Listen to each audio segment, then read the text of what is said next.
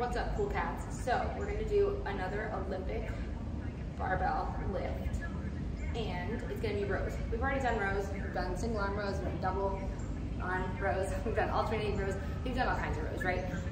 But this is gonna be a barbell row. So there's a couple of differences.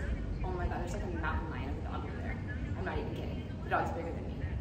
Anyways, so what does the Olympic bar do? First of all, the Olympic bar allows you to load yourself with more weight, because if you have like dumbbells, there's only so far that you can go with the weight before your grip starts to give out, and it's just hard to hold dumbbells individually. So that's one part of it. And another part of it is just a great total body compound movement, which we already know compound movements are king, because I've been saying that since day one, till I'm blue in the face and know you're over it. So I have it kind of to the side so that way you can see the range of motion and the form whenever I actually get to do it. But I'm going to break down the form and the process step by step before we get started. So a couple things we're always going to do is brace the core, right? So bring the core together.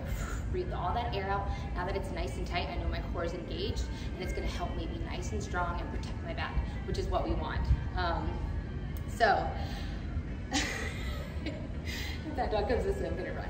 Okay, so then the next thing you do, so you set up your weight, obviously like you see like I have. Definitely start slow, but you hinge from the hips, same position, you grab the bar. Now, first you need to bring the bar up to you, obviously. And then once you bring the bar up to you, then you can get in your position and start, but you wanna make sure that you don't just like bend down and grab the bar any old kind of way. Always stay in your form, anything that you're doing. So hinge from the hips, pull the bar up.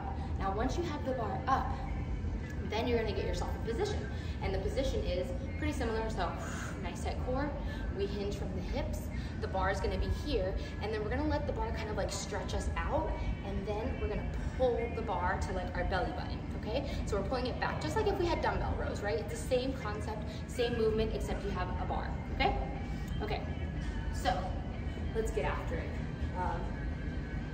My heart is racing, so I don't know why I have like such a weird thing with dogs, especially big dogs that are like bigger than me. It's like a no-go, you know? All right, like homeboy can take me if he wanted to. Okay, so feet hip width apart. We always want to get in like our nice, good, solid athletic stance. So feet hip width apart, braced core. For every move, that's your stance, okay? So then from here, we're gonna hinge at the hips, just lift the bar straight up. So now once you have it up, then that's when you can actually begin. So getting the bar up isn't like a ramp, okay? So once you have the bar up, then get back in your position. So brace your core, hinge at your hips. Now that you're in this position, the bar is kind of hanging in front of you, kind of like at your chest. And then remember, let it stretch you, and then pull the bar back, right? So 1, 2, 3. Okay, so that was 3, and I may have put too much weight on the bar to show you because that was a little aggressive, not gonna lie. But basically a couple things you wanna make sure you're looking out for is that the bar isn't too far in front of you. So if the bar's like way out there, it's gonna take your center, your core, and it's gonna disrupt your back, okay? So you wanna keep the bar as close to your shins as possible. And then from this position, you just pull. So let it stretch you out, ready, relax, and then you bring it back up. Squeeze, and then release. The rep range is gonna pretty much be the same, like we've always done. So strength, 8, 10, whatever, and then just kind of work your way up. So hope that was helpful, and I will see you next time. Ciao.